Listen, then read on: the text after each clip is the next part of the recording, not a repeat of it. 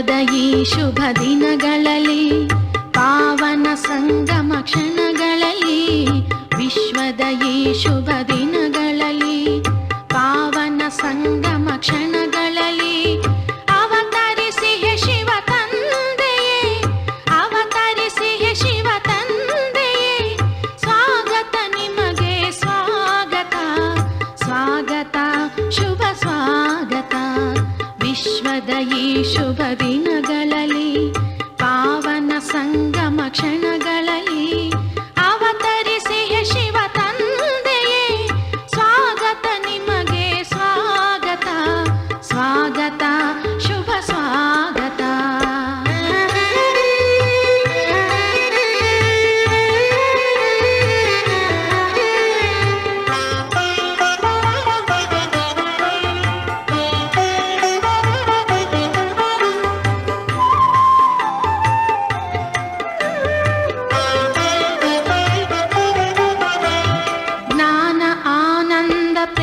ಸಾಗರ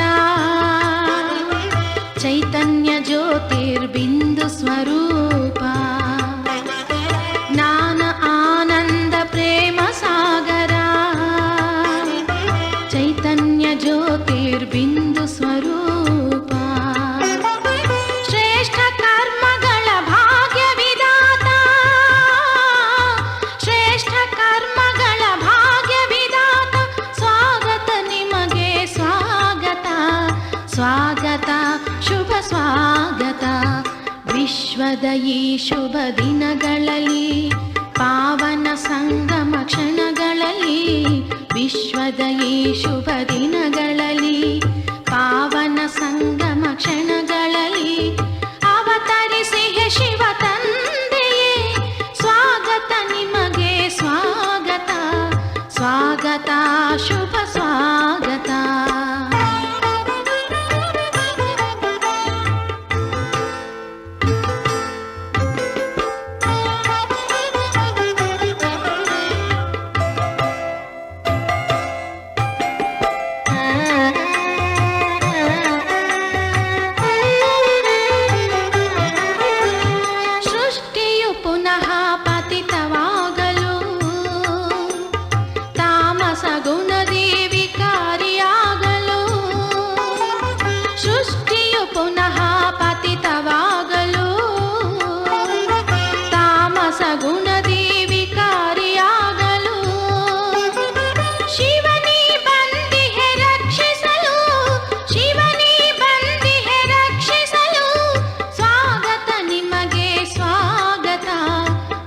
ಸ್ವಾಗತ ಶುಭ ಸ್ವಾಗತ ವಿಶ್ವದ ಈ ಶುಭ ದಿನಗಳಲ್ಲಿ ಪಾವನ ಸಂಗಮ ಕ್ಷಣಗಳಲ್ಲಿ ವಿಶ್ವದ ಈ ಶುಭ ದಿನಗಳಲ್ಲಿ ಪಾವನ ಸಂಗಮ ಕ್ಷಣಗಳಲ್ಲಿ ಅವತರಿಸಿ ಹೇ ಶಿವ ತಂದೆಯೇ ಸ್ವಾಗತ ನಿಮಗೆ ಸ್ವಾಗತ ಸ್ವಾಗತ ಶುಭ ಸ್ವಾಗತ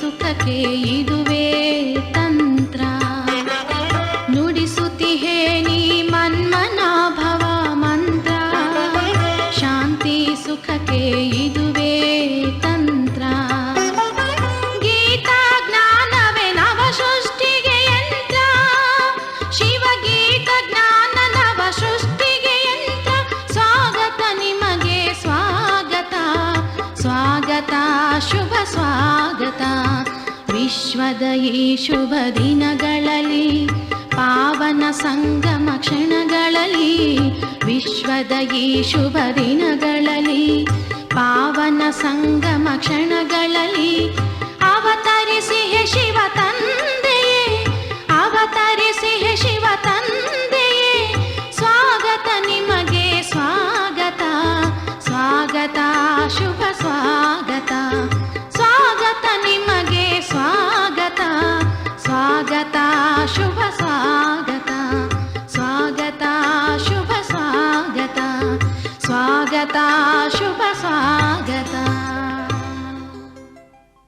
ಓಂ ಶಾಂತಿ. ಇಂದಿನ ದಿನಾಂಕ 31/12/2023. ಅವ್ಯಕ್ತ ಬಾಪ್ತಾದ ರಿವೈಸ್ 13/11/97. ಸಂಗಮಯುಗದ ಪ್ರಾಪ್ತಿಗಳ ಪ್ರಾರಬ್ಧದ ಅನುಭವ ಮಾಡಿ ಮಾಸ್ಟರ್ ದಾತ ಮಹಾ ಸಹಯೋಗಿ ಆಗಿರಿ. ಇಂದು ಭಾಗ್ಯವಿದಾತ ತಂದೆ ತನ್ನ ಶ್ರೇಷ್ಠ ಭಾಗ್ಯವಂತ ಮಕ್ಕಳನ್ನು ನೋಡುತ್ತಿದ್ದರು. ಪ್ರತಿಯೊಂದು ಮಗುವಿನ ಭಾಗ್ಯದ ರೇಖೆಗಳನ್ನು ನೋಡಿ ಭಾಗ್ಯವಿದಾತ ತಂದೆಯೂ ಹರ್ಷಿತರಾಗುತ್ತಾರೆ. ಏಕೆಂದರೆ ಇಡೀ ಕಲ್ಪದಲ್ಲಿ ಚಕ್ರವನ್ನು ಹಾಕಿದ್ದರೆ ನಿಮ್ಮಂತಹ ಶ್ರೇಷ್ಠ ಭಾಗ್ಯ ಬೇರೆ ಯಾವುದೇ ಧರ್ಮಾತ್ಮ, ಮಹಾನ್ ಆತ್ಮ, ರಾಜ್ಯ ಅಧಿಕಾರಿ ಆತ್ಮ ಯಾರದ್ದೂ ಸಹ ಇಷ್ಟು ದೊಡ್ಡ ಭಾಗ್ಯ ಇಲ್ಲ. ಎಷ್ಟು ನೀವು ಸಂಗಮಯುಗಿ ಶ್ರೇಷ್ಠ ಆತ್ಮರ ಭಾಗ್ಯವಾಗಿದೆ. ಮಸ್ತಕದಲ್ಲಿ ತಮ್ಮ ಶ್ರೇಷ್ಠ ಭಾಗ್ಯದ ರೇಖೆಗಳನ್ನು ನೋಡುತ್ತೀರಾ. ಬಾಪ್ ತಾದಾರವರು ಪ್ರತಿಯೊಂದು ಮಗುವಿನ ಮಸ್ತಕದಲ್ಲಿ ಹೊಳೆಯುತ್ತಿರುವ ಜ್ಯೋತಿಯ ಶ್ರೇಷ್ಠ ರೇಖೆಗಳನ್ನು ನೋಡುತ್ತಿದ್ದಾರೆ. ನೀವು ಸಹ ತಮ್ಮ ರೇಖೆಗಳನ್ನು ನೋಡಿಕೊಳ್ಳುತ್ತೀರಾ. ನಯನಗಳಲ್ಲಿ ನೋಡಿದರೆ ಸ್ನೇಹ ಹಾಗೂ ಶಕ್ತಿಯ ರೇಖೆಗಳು ಸ್ಪಷ್ಟವಾಗಿವೆ.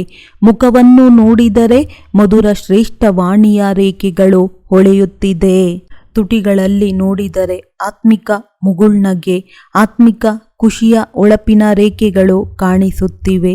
ಹೃದಯದಲ್ಲಿ ನೋಡಿದರೆ ಹೃದಯ ರಾಮನ ಪ್ರೀತಿಯಲ್ಲಿ ಲವಲೀನರಾಗಿರುವ ರೇಖೆಗಳು ಸ್ಪಷ್ಟವಾಗಿವೆ. ಕೈಗಳಲ್ಲಿ ನೋಡಿದರೆ ಎರಡು ಕೈಗಳಲ್ಲಿ ಸರ್ವ ಖಜಾನೆಗಳು ಸಂಪನ್ನವಾಗಿರುವ ರೇಖೆಗಳು ಕಾಣಿಸುತ್ತಿವೆ. ಕಾಲುಗಳಲ್ಲಿ ನೋಡಿದರೆ ಪ್ರತಿ ಹೆಜ್ಜೆಯಲ್ಲಿ ಪದಮದ ಪ್ರಾಪ್ತಿಯ ರೇಖೆಗಳು ಸ್ಪಷ್ಟವಾಗಿವೆ. ಎಷ್ಟು ದೊಡ್ಡ ಭಾಗ್ಯವಾಗಿದೆ. ಭಾಗ್ಯವಿದಾತ ತಂದೆ ಪ್ರತಿ ಮಗುವಿಗೂ ಪುರುಷಾರ್ಥದಿಂದ ಶ್ರೇಷ್ಠ ಕರ್ಮಗಳ ಲೇಖನಿಯಿಂದ ಈ ಎಲ್ಲ ರೇಖೆಗಳನ್ನು ಬೆರೆಯುವ ಅನುಮತಿ ನೀಡಿದ್ದಾರೆ. ಸಂಪೂರ್ಣ ಅನುಮತಿಯನ್ನು ಕೊಟ್ಟಿದ್ದಾರೆ.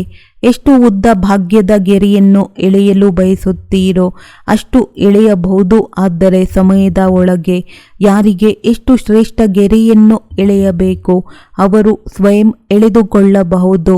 ತಂದೆಯಂತೂ ಲೇಖನಿಯನ್ನು ನಿಮ್ಮ ಕೈಯಲ್ಲಿ ಕೊಟ್ಟಿದ್ದಾರೆ. ಅಂದ ಮೇಲೆ ಇಂತಹ ಗೆರೆಯನ್ನು ಎಳೆಯಲು ಬರುತ್ತದೆಯೇ? ಎಳೆದಿದ್ದೀರಾ ಅಥವಾ ಎಳೆಯಲು ಬರುವುದಿಲ್ಲವೇ? ಎಲ್ಲರಿಗೂ ಬರುತ್ತದೆ ಅಲ್ಲವೇ? ಹೌದು, ಬಹಳ ಒಳ್ಳೆಯದು.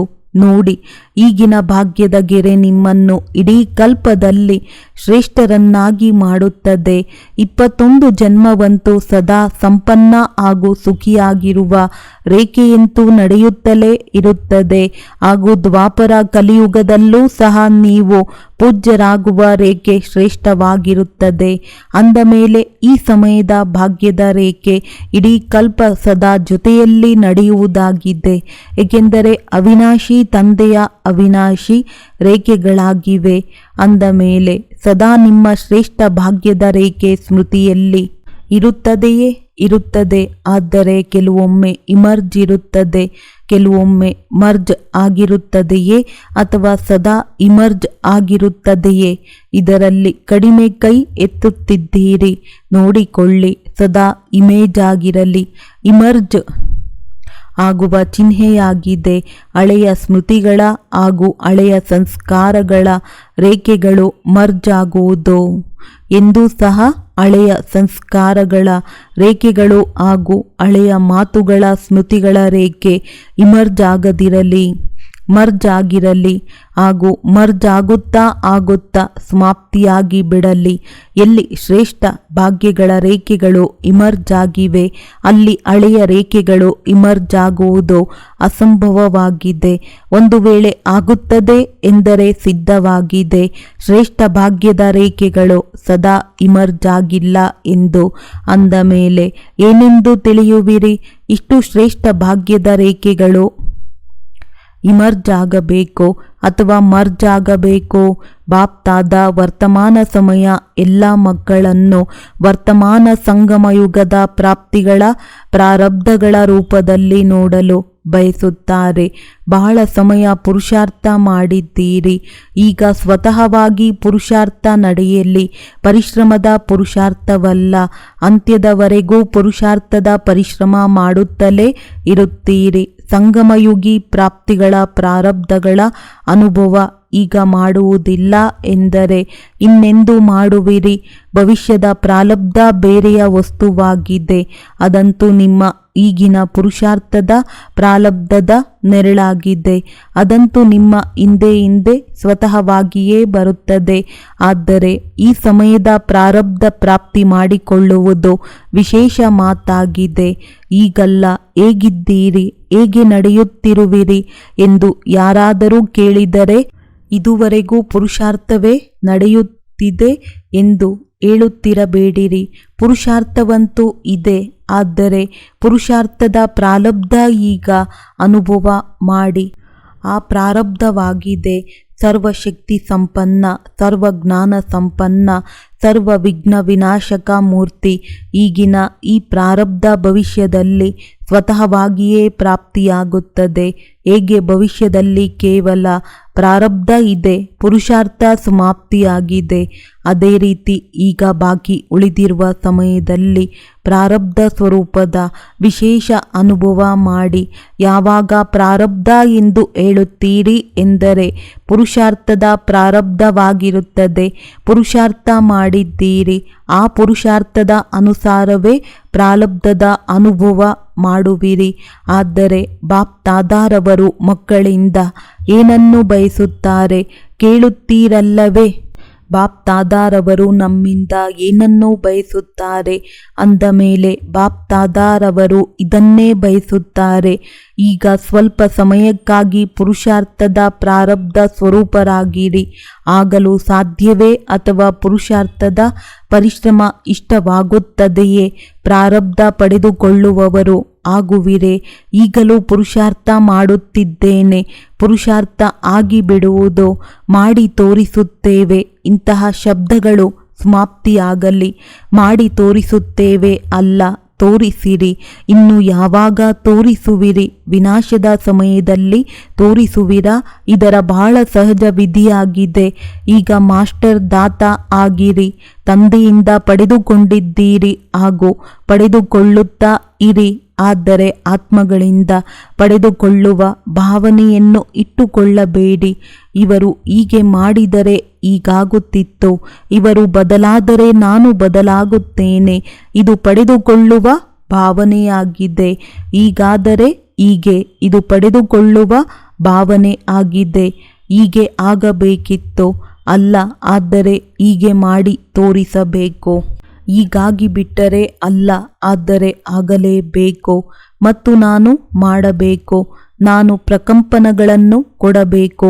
ನಾನು ದಯಾಹೃದಯಿ ಆಗಬೇಕು. ನಾನು ಗುಣಗಳ ಸಹಯೋಗವನ್ನು ಕೊಡಬೇಕು. ನಾನು ಶಕ್ತಿಗಳ ಸಹಯೋಗವನ್ನು ಕೊಡಬೇಕು. ಮಾಸ್ಟರ್ ದಾತ ಆಗಿ ತೆಗೆದುಕೊಳ್ಳಬೇಕೆಂದರೆ ಕೇವಲ ಒಬ್ಬ ತಂದೆಯಿಂದ ತೆಗೆದುಕೊಳ್ಳಿರಿ. ಒಂದು ವೇಳೆ ಅನ್ಯ ಆತ್ಮಗಳಿಂದ ಸಹ ಸಿಗುತ್ತಿದೆ ಎಂದರೆ ತಂದೆಯಿಂದ ಏನನ್ನು ಪಡೆದುಕೊಂಡಿದ್ದಾರೆ ಅದನ್ನೇ ಕೊಡುತ್ತಿದ್ದಾರೆ.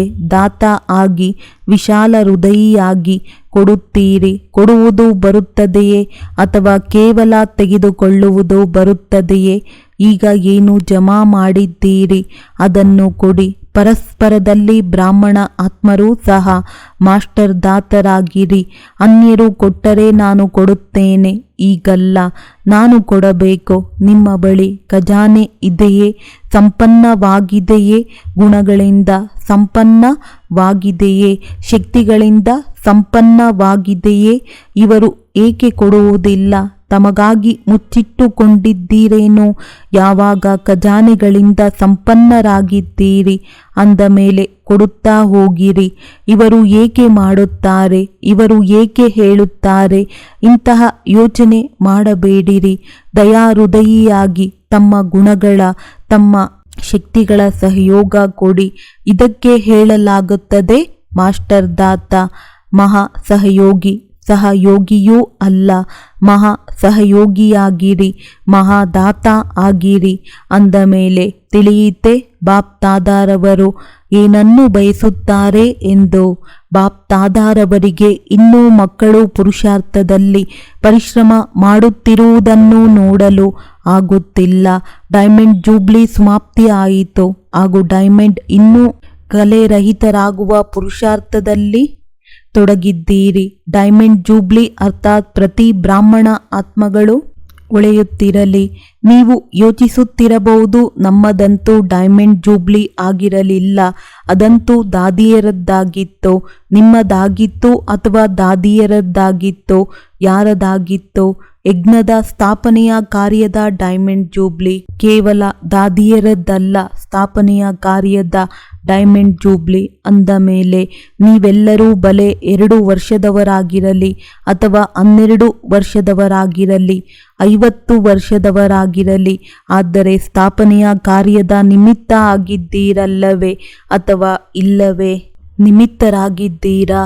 ಬ್ರಾಹ್ಮಣ ಎಂದರೆ ಬ್ರಹ್ಮ ತಂದೆಯ ಜೊತೆ ಸ್ಥಾಪನೆಯ ಕಾರ್ಯದಲ್ಲಿ ನಿಮಿತ್ತ ಆತ್ಮ. ಅವರೇ ಬ್ರಹ್ಮ ಕುಮಾರ ಅಥವಾ ಬ್ರಹ್ಮ ಕುಮಾರಿ ಎಂದು ಕರೆಸಿಕೊಳ್ಳಲು ಸಾಧ್ಯ. ಅಂದ ಮೇಲೆ ಬ್ರಹ್ಮ ಕುಮಾರ ಕುಮಾರಿ ಎಲ್ಲರೂ ಆಗಿದ್ದೀರಲ್ಲವೇ ಅಥವಾ ಪುರುಷಾರ್ಥ ಕುಮಾರ ಕುಮಾರಿ ಆಗಿದ್ದೀರಾ? ಏನಾಗಿದ್ದೀರಿ? ಬ್ರಹ್ಮ ಕುಮಾರಿಯರು ಅರ್ಥಾತ್ ಜನ್ಮವನ್ನು ಪಡೆದುಕೊಂಡಿರಿ ಹಾಗೂ ಬ್ರಹ್ಮ ತಂದೆಯ ಜೊತೆಗಾರರು, ಸ್ಥಾಪನೆಯ ನಿಮಿತ್ತ ಆತ್ಮಗಳಾದಿರಿ ಎಂದ ಮೇಲೆ ಹೀಗೆ ತಿಳಿಯಬೇಡಿ, ನಾವಂತೂ ಇನ್ನೂ ಹೊಸಬ್ಬರು, ನಾವಂತೂ ಇನ್ನೂ ಚಿಕ್ಕವರು. ಆದರೆ ಸಮಯದ ಅನುಸಾರ ಯಾವಾಗ ಸಮಯ ಸಮಾಪ್ತಿಯ ಸಮೀಪವಿರುತ್ತದೆ ಆಗ ಚಿಕ್ಕವರಿಗೆ, ಹೊಸಬ್ಬರಿಗೆ ಬಹಳ ತೀವ್ರ ಪುರುಷಾರ್ಥವನ್ನು ಮಾಡಲೇಬೇಕಾಗುತ್ತದೆ. ಒಂದು ವೇಳೆ ಬ್ರಾಹ್ಮಣರಾಗಿದ್ದರೆ, ಒಂದು ವೇಳೆ ಕ್ಷತ್ರಿಯರಾಗಿದ್ದರೆ ನಿಮಗೆ ಚುಟ್ಟಿ ಬಿಡುಗಡೆ ಇದೆ. ಆದರೆ ಬ್ರಾಹ್ಮಣರಾಗಿದ್ದರೆ ಬ್ರಾಹ್ಮಣ್ ಸೋ ದೇವತಾ ಎಂದು ಹೇಳಲಾಗುತ್ತದೆ, ಕ್ಷತ್ರಿಯ ಸೋ ದೇವತಾ ಎಂದು ಹೇಳುವುದಿಲ್ಲ. ಬ್ರಾಹ್ಮಣ ಆತ್ಮರಿಗೆ ಸ್ಥಾಪನೆಯ ನಿಮಿತ್ತರಾಗಲೇಬೇಕು, ನಿಮಿತ್ತರಾಗಿಯೇ ಇದ್ದೀರಿ. ಆದ್ದರಿಂದ ಈಗ ಮಾಸ್ಟರ್ ದಾತ ಆಗಿರಿ. ದಾನ ಮಾಡಬೇಡಿ, ಆದರೆ ಸಹಯೋಗ ಕೊಡಿ. ಬ್ರಾಹ್ಮಣರಿಗೆ ದಾನವನ್ನು ಕೊಡಲು ಸಾಧ್ಯವಿಲ್ಲ, ಸಹಯೋಗ ಕೊಡಬಹುದು. ಅಂದ ಮೇಲೆ ಏನು ಹೇಳಿದ್ದೀರಿ? ಮಹಾದಾತ ಹಾಗೂ ಮಹಾ ಸಹಯೋಗಿ ಆಗಿರಿ. ಈಗ 1 ವರ್ಷದವರಾಗಿದ್ದರೂ ಸಹ ಸಮಯ ಅನುಸಾರ ಈಗ ಬಾಲ್ಯದ ಮಾತುಗಳನ್ನು ಸಮಾಪ್ತಿ ಮಾಡಿ, ಏಕೆಂದರೆ ನೀವೆಲ್ಲ ಮಕ್ಕಳು ವಾನಪ್ರಸ್ಥ ಅವಸ್ಥೆಯ ಸಮೀಪ ಇದ್ದೀರಿ. ಸಮಯದ ಗತಿಯ ಪ್ರಮಾಣ, ಡ್ರಾಮಾದ ನಿಯಮ ಪ್ರಮಾಣ ಈಗ ಎಲ್ಲರ ವಾನಪ್ರಸ್ಥ ಅವಸ್ಥೆ ಸಮೀಪವಿದೆ. ಬಾಪ್ ದಾದಾರವರು ತಿಳಿದಿದ್ದಾರೆ, ಮಕ್ಕಳಿಗೆ ತಂದೆಯ ಮೇಲೆ ಹೃದಯದ ಸ್ನೇಹವಿದೆ. ಹೃದಯದ ಸ್ನೇಹ ಇದೆ ಅಲ್ಲವೇ? ಅಥವಾ ಮೇಲೆ ತೋರ್ಪಡಿಕೆಯ ಪ್ರೀತಿ ಇದೆಯೋ? ಹೃದಯದ ಸ್ನೇಹವಿದೆ, ಆದ್ದರಿಂದಲೇ ಓಡೋಡಿ ಬಂದಿದ್ದೀರಿ ಅಲ್ಲವೇ? ನೋಡಿ, ಬೇಅದ್ದಿನ ಹಾಲ್ನಲ್ಲಿ ಬೇಅದ್ದಿನ ತಂದೆಯ ಮಕ್ಕಳು ಬೇಅದ್ದಿನ ರೂಪದಲ್ಲಿ ವಿರಾಜಮಾನರಾಗಿದ್ದಾರೆ. ಈ ಹಾಲ್ ಇಷ್ಟವಾಗುತ್ತದೆಯೇ ಅಥವಾ ದೂರ ಎನಿಸುತ್ತದೆಯೇ? ನೋಡಿ, ಕುಳಿತುಕೊಳ್ಳುವುದರಲ್ಲಂತೂ ದೂರವಿದ್ದೀರಿ. ಆದರೆ ಬಾಪ್ ದಾದಾರವರ ಹೃದಯದ ಸ್ಕ್ರೀನ್ ಪರದೆ ಬಹಳ ದೊಡ್ಡದಾಗಿದೆ. ಇದುವರೆಗೂ ಸೈನ್ಸ್ನವರು ಸಹ ಇಂತಹ ಸ್ಕ್ರೀನ್ ತಯಾರು ಮಾಡಿಲ್ಲ. ಆದ್ದರಿಂದ ನೀವು ದೂರ ಕುಳಿತಿಲ್ಲ, ಬಾಪ್ ದಾದಾರವರ ಹೃದಯದಲ್ಲಿ ಕುಳಿತಿದ್ದೀರಿ. ಈ ರೀತಿ ತಿಳಿಯುತ್ತೀರಾ? ಕುರ್ಚಿಯ ಮೇಲೆ ಕುಳಿತಿದ್ದೀರಾ, ಕೆಳಗೆ ಕುಳಿತಿದ್ದೀರಾ ಅಥವಾ ಹೃದಯದಲ್ಲಿ ಕುಳಿತಿದ್ದೀರಾ? ದೃಶ್ಯವಂತೂ ಬಹಳ ಒಳ್ಳೆಯದು, ಸುಂದರ ಎನಿಸುತ್ತದೆ. ಸಂಪೂರ್ಣ ಇಂದಿನವರೆಗೂ ತುಂಬಿದೆಯೇ ಅಥವಾ ಸ್ವಲ್ಪ ಖಾಲಿ ಇದೆಯೇ? ಬಾಪ್ ದಾದಾರವರು ನೋಡುತ್ತಿದ್ದರೂ ಸ್ವಲ್ಪ ಹಿಂದೆ ಖಾಲಿ ಇದೆ. ನೋಡಿ, ಬಾಪ್ ದಾದಾರವರು ನಿಮಗೆ ಕೆಲಸ ಕೊಟ್ಟಿದ್ದರು, ನೀವು ಮರೆತಿರಬಹುದು. ಆದರೆ ಬಾಪ್ ದಾದಾರವರಿಗೆ ನೆನಪಿದೆ ಯಾವ ಕೆಲಸ ಕೊಟ್ಟಿದ್ದರು. ಕ್ರೋಧ ಮುಕ್ತರಾಗುವ ಕೆಲಸ. ಇಂದು ಅದನ್ನು ಕೇಳುವುದಿಲ್ಲ. ಮೊದಲನೆಯ ಚಾನ್ಸ್ ತೆಗೆದುಕೊಂಡಿದ್ದೀರಲ್ಲವೇ? ಇಂದು ಕ್ರೋಧ ಮುಕ್ತ ಆಗಿದ್ದೀರಾ ಎಂದು ಕೇಳಿದರೆ ಹೃದಯ ವಿದೀರ್ಣರಾಗುವರು. ಬಾಪ್ ದಾದಾರವರಿಗೆ ಫಲಿತಾಂಶ ಗೊತ್ತಿದೆ. ಕೇಳುವರು, ನಿಮ್ಮಿಂದಲೂ ಸಹ ಅಲ್ಲಿಂದ ಫಲಿತಾಂಶವನ್ನು ತರಿಸುವರು. ಇಂದು ಅದನ್ನು ಬಿಟ್ಟು ಬಿಡೋಣ. ಕೆಲಸ ಕೊಟ್ಟಿದ್ದರೂ 9 ಲಕ್ಷ ತಯಾರು ಮಾಡಿ ತೋರಿಸಿ ಎಂದು ನೆನಪಿದೆಯೇ? ಪ್ರತಿ ಝೋನಿನವರಿಗೂ ಹೇಳಿದ್ದರು.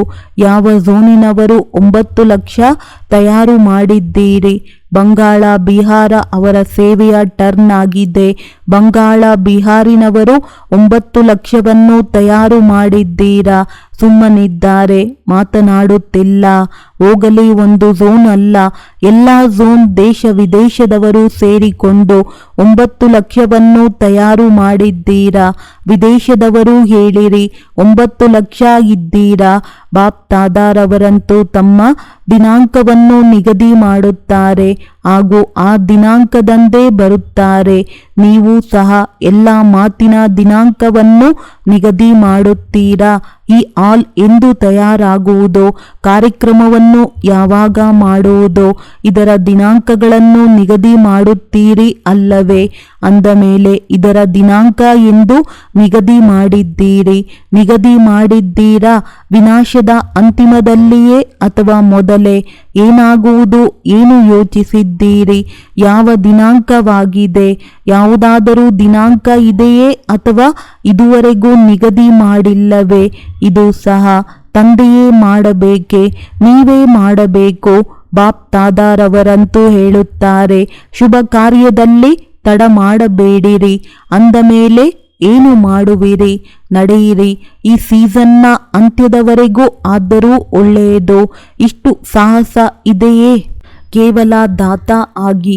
ಒಂದು ವೇಳೆ ದಾತ ಆದರೆ ದಾತಾತನದ ಭಾವನೆಯಿಂದ ನಿಮ್ಮ ರಾಯಲ್ ಫ್ಯಾಮಿಲಿ ಹಾಗೂ ಸಮೀಪದ ಪ್ರಜೆಗಳು ಬಹಳ ಬೇಗ ತಯಾರಾಗುವುದು. ಅವರಂತೂ ಕಾಯುತ್ತಿದ್ದಾರೆ. ಕೇವಲ ಸದಾ ದಾತ ಆಗುವ ಅವಶ್ಯಕತೆ ಇದೆ. ಮಹಾನ್ ಸಹಯೋಗಿ ಆಗುವ ಅವಶ್ಯಕತೆ ಇದೆ. ಬಹಳ ಖಜಾನೆಗಳನ್ನು ಸ್ವಯಂ ಪ್ರತಿ ಹಾಗೂ ಕೇವಲ ಸ್ವಯಂನ ಸೇವೆಗಳ ಪ್ರತಿ ತೊಡಗಿಸುತ್ತಿದ್ದೀರಿ. ತಮ್ಮ ಸೇವೆಗಳ ಕರ್ತವ್ಯದಲ್ಲಿ ಬಹಳ ಸಮಯವನ್ನು ತೊಡಗಿಸುತ್ತಿದ್ದೀರಿ. ಮಹಾದಾತ ಆಗಿ, ಬೇಅದ್ದಿನ ದಾತ ಆಗಿ ವಿಶ್ವದ ಗ್ಲೋಬ್ನ ಮೇಲೆ ನಿಂತುಕೊಳ್ಳಿರಿ. ಬೇಅದ್ದಿನ ಸೇವೆಯಲ್ಲಿ ಪ್ರಕಂಪನಗಳನ್ನು ಹರಡಿಸಿರಿ. ವಿಶ್ವದ ರಾಜರಾಗಬೇಕು. ಕೇವಲ ಝೋನಿನ ಅಥವಾ ತಮ್ಮ ಕರ್ತವ್ಯದ ಗೆರೆಯೊಳಗಿನ ರಾಜರಲ್ಲ, ವಿಶ್ವ ಕಲ್ಯಾಣಕಾರಿ ಆಗಿದ್ದೀರಿ. ಈಗ ಬೇಅದ್ದಿನಲ್ಲಿ ಹೋಗಿ. ಬೇಅದ್ದಿನಲ್ಲಿ ಹೋಗುವುದರಿಂದ ಅದ್ದಿನ ಮಾತುಗಳು ಸ್ವತಃವಾಗಿಯೇ ಸಮಾಪ್ತಿಯಾಗುವುದು. ಮನೋಬಲ ಬಹಳ ಶ್ರೇಷ್ಠ ಬಲವಾಗಿದೆ, ಅದನ್ನು ಬಳಸುವುದಿಲ್ಲ. ವಾಣಿ ಸಂಬಂಧ ಸಂಪರ್ಕದ ಸೇವೆಗಳಲ್ಲಿ ವ್ಯಸ್ತರಾಗಿರುತ್ತೀರಿ. ಈಗ ಮನೋಬಲವನ್ನು ಹೆಚ್ಚಿಸಿಕೊಳ್ಳಿ. ಬೇಅದ್ದಿನ ಸೇವೆ ಯಾವುದು? ನೀವು ಈಗ ತಮ್ಮ ವಾಣಿ ಅಥವಾ ಸಂಬಂಧ ಸಹಯೋಗದಿಂದ ಮಾಡುತ್ತೀರಿ. ಅದನ್ನು ಮನೋಬಲದಿಂದ ಮಾಡಿ. ಒಂದು ವೇಳೆ ಮನೋಬಲದ ಬೇಅದ್ದಿನ ಸೇವೆ, ಒಂದು ವೇಳೆ ನೀವು ಬೇಅದ್ದಿನ ವೃತ್ತಿಯಿಂದ ಮನೋಬಲದ ಮುಖಾಂತರ ವಿಶ್ವದ ಗ್ಲೋಬ್ನ ಮೇಲೆ ಶ್ರೇಷ್ಠ ಸ್ಥಿತಿಯಲ್ಲಿ ಸ್ಥಿತರಾಗಿ ತಂದೆಯ ಜೊತೆ ಪರಮಧಾಮದ ಸ್ಥಿತಿಯಲ್ಲಿ ಸ್ವಲ್ಪ ಸಮಯವೂ ಸ್ಥಿತರಾಗಿ ಈ ಸೇವೆ ಮಾಡಿದರೆ ನಿಮಗೆ ಇದರ ಪ್ರಾರಬ್ಧ ಬಹಳಷ್ಟು ಪಟ್ಟು ಸಿಗುತ್ತದೆ. ಇಂದಿನ ಸಮಯ ಹಾಗೂ ಸಂದರ್ಭದ ಪ್ರಮಾಣ ಅಂತಿಮ ಸೇವೆ ಮನ್ಸ ಅಥವಾ ಮನೋಬಲದ ಸೇವೆಯಾಗಿದೆ. ಇದರ ಅಭ್ಯಾಸವನ್ನು ಈಗಿನಿಂದಲೇ ಮಾಡಿ. ವಾಣಿಯಿಂದಾಗಲಿ ಸಂಬಂಧ ಸಂಪರ್ಕದಿಂದಾಗಲಿ ಸೇವೆ ಮಾಡುತ್ತೀರಿ. ಆದರೆ ಈ ಮನ್ಸಾ ಸೇವೆಯ ಅಭ್ಯಾಸವು ಅತಿ ಅವಶ್ಯಕವಾಗಿದೆ. ಜೊತೆ ಇದರ ಅಭ್ಯಾಸವನ್ನು ಮಾಡುತ್ತಾ ನಡೆಯಿರಿ. ತಿಳಿಯಿತೆ ಏನು ಮಾಡಬೇಕು ಎಂದು. ಈ ಮನ್ಸಾ ಸೇವೆಯು ಅದೇ ಅದ್ಭುತವನ್ನು ತೋರಿಸುತ್ತದೆ. ಯಾವುದನ್ನು ಸ್ಥಾಪನೆಯ ಆದಿಯ ಸಮಯದಲ್ಲಿ ತಂದೆಯು ಮನ್ಸಾ ಮುಖಾಂತರ ಆತ್ಮಿಕ ಆಕರ್ಷಣೆಯಿಂದ ಮಕ್ಕಳನ್ನು ಆಕರ್ಷಿತ ಮಾಡಿದರು ಹಾಗೂ ಮನ್ಸಾ ಸೇವೆಯ ಫಲ ಸ್ವರೂಪ ಈಗಲೂ ಸಹ ನೋಡುತ್ತಿರುವಿರಿ. ಅದೇ ಆತ್ಮಗಳು ಈಗಲೂ ಸಹ ಅಡಿಪಾಯವಾಗಿದ್ದಾರೆ. ಡ್ರಾಮಾ ಅನುಸಾರ ಇದು ತಂದೆಯ ಮನ್ಸಾ ಆಕರ್ಷಣೆಯ ಸಾಕ್ಷಿಯಾಗಿದೆ.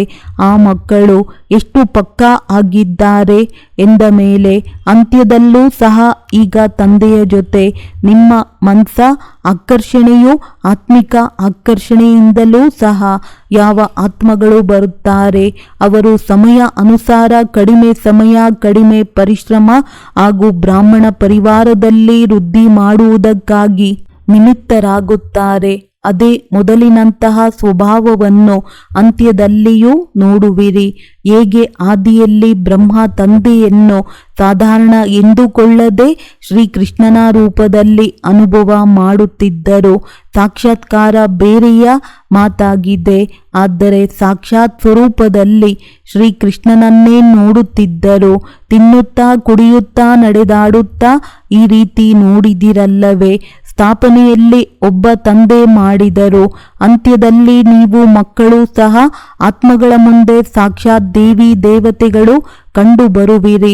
ಅವರು ನಿಮ್ಮನ್ನು ಸಾಧಾರಣ ಎಂದು ತಿಳಿಯುವುದೇ ಇಲ್ಲ. ಅದೇ ಪೂಜ್ಯತನದ ಪ್ರಭಾವವನ್ನು ಅನುಭವ ಮಾಡುವರು. ಆಗ ತಂದೆಯ ಸಹಿತ ಎಲ್ಲರ ಪ್ರತ್ಯಕ್ಷತೆಯ ಪರದೆ ತೆರೆಯುವುದು. ಈಗ ತಂದೆ ಒಬ್ಬರನ್ನೇ ಮಾಡುವುದಲ್ಲ, ಮಕ್ಕಳ ಜೊತೆ ತಂದೆ ಪ್ರತ್ಯಕ್ಷವಾಗಬೇಕು. ಹೇಗೆ ಸ್ಥಾಪನೆಯಲ್ಲಿ ಬ್ರಹ್ಮನ ಜೊತೆಯಲ್ಲಿ ವಿಶೇಷ ಬ್ರಾಹ್ಮಣರೂ ಸಹ ಸ್ಥಾಪನೆಯ ನಿಮಿತ್ತರಾದರು, ಇದೇ ರೀತಿ ಸಮಾಪ್ತಿಯ ಸಮಯದಲ್ಲಿಯೂ ಸಹ ತಂದೆಯ ಜೊತೆ ಅನನ್ಯ ಮಕ್ಕಳು ಸಹ ದೇವರೂಪದಲ್ಲಿ ಸಾಕ್ಷಾತ್ ಅನುಭವ ಆಗುವರು. ಇದಕ್ಕಾಗಿ ಇಂದು ಏನು ಹೇಳಿದೆವು? ಈಗಿನಿಂದಲೇ ಪ್ರಾರಬ್ಧ ಸ್ವರೂಪದ ಸ್ಥಿತಿಯಲ್ಲಿ ಸ್ಥಿತರಾಗಿ ಚಿಕ್ಕ ಚಿಕ್ಕ ಮಾತುಗಳನ್ನು ಬಿಟ್ಟು ಬಿಡಿ. ಈಗ ಮೇಲೆ ಹೇಳಿ ಶ್ರೇಷ್ಠ ಸ್ಥಿತಿಯನ್ನು ಪಡೆದುಕೊಳ್ಳಿ. ವಿಶೇಷ ಪ್ರಾರಬ್ಧದ ಸ್ವರೂಪದ ಸಾಕ್ಷಾತ್ಕಾರವನ್ನು ಸ್ವಯಂ ಮಾಡಿ ಹಾಗೂ ಅನ್ಯರಿಗೂ ಮಾಡಿಸಿ. ತಿಳಿಯಿತೆ? ಈಗ ಎಲ್ಲರೂ ತಮ್ಮ ಆನಂದ ಸ್ವರೂಪದಲ್ಲಿ 1 ಸೆಕೆಂಡಿಗಾಗಿ ಸ್ಥಿತರಾಗಲು ಸಾಧ್ಯವೇ? ಏಕೆಂದರೆ ಅಂತ್ಯದಲ್ಲಿ 1 ಸೆಕೆಂಡಿನ ಸೀಟಿ ಒಡೆಯಲಾಗುತ್ತದೆ. ಈಗಿನಿಂದಲೇ ಇದರ ಅಭ್ಯಾಸ ಮಾಡಿ. ಕೇವಲ ಈ ಸ್ಥಿತಿಯಲ್ಲಿ ಸ್ಥಿತರಾಗಿ ಬಿಡಿ. ಡ್ರಿಲ್ ಮಾಡಿಸಿದರು ಒಳ್ಳೆಯದು. ಸರ್ವ 4 ಕಡೆಯ ಮಕ್ಕಳಿಗೆ ಸದಾ ಭಾಗ್ಯದ ರೇಖೆಗಳನ್ನು ಇಮರ್ಜ್ ರೂಪದಲ್ಲಿ ಸ್ಮೃತಿಯಲ್ಲಿ ಇರುವಂತಹ ಆತ್ಮಗಳಿಗೆ ಸದಾ ಸಂಗಮಯುಗಿ ಸರ್ವ ಪ್ರಾಪ್ತಿ ಸ್ವರೂಪ ಪ್ರಾರಬ್ಧವನ್ನು ಅನುಭವ ಮಾಡುವಂತಹ ಸದಾ ಮಾಸ್ಟರ್ ದಾತ ಮಹಾ ಆತ್ಮಗಳಿಗೆ ಸದಾ ಮನ್ಸಾ ಸೇವಾ ಮುಖಾಂತರ ವಿಶ್ವದ ಆತ್ಮಗಳ ಕಲ್ಯಾಣಕಾರಿ ಆತ್ಮಗಳಿಗೆ ಬಾಪ್ತಾದಾರವರ ನೆನಪು, ಪ್ರೀತಿ ಹಾಗೂ ನಮಸ್ತೆ. ವರದಾನ: ಕರ್ಮಯೋಗದ ಸ್ಟೇಜ್ ಮುಖಾಂತರ ಕರ್ಮ ಭೋಗದ ಮೇಲೆ ವಿಜಯ ಪ್ರಾಪ್ತಿ ಮಾಡಿಕೊಳ್ಳುವಂತಹ ವಿಜಯೀ ರತ್ನಭವ. ಕರ್ಮಯೋಗಿಯಾಗುವುದರಿಂದ ಶರೀರದ ಯಾವುದೇ ಕರ್ಮ ಭೋಗ ಭೋಗಿಸುವ ಅನುಭವ ಮಾಡಿಸುವುದಿಲ್ಲ. ಮನಸ್ಸಿನಲ್ಲಿ ಯಾವುದಾದರೂ ರೋಗವಿದ್ದಲ್ಲಿ ರೋಗಿ ಎಂದು ಹೇಳಲಾಗುವುದು. ಒಂದು ವೇಳೆ ಮನಸ್ಸು ನಿರೋಗಿಯಾಗಿದ್ದಲ್ಲಿ ಸದಾ ಆರೋಗ್ಯವಾಗಿರುವಿರಿ. ಕೇವಲ ಶ್ರೇಷ ಶಯ್ಯೆಯ ಮೇಲೆ ವಿಷ್ಣುವಿನ ಸಮಾನ ಜ್ಞಾನದ ಸ್ಮರಣೆ ಮಾಡುತ್ತಾ ಹರ್ಷಿತರಾಗಿರುತ್ತಾರೆ.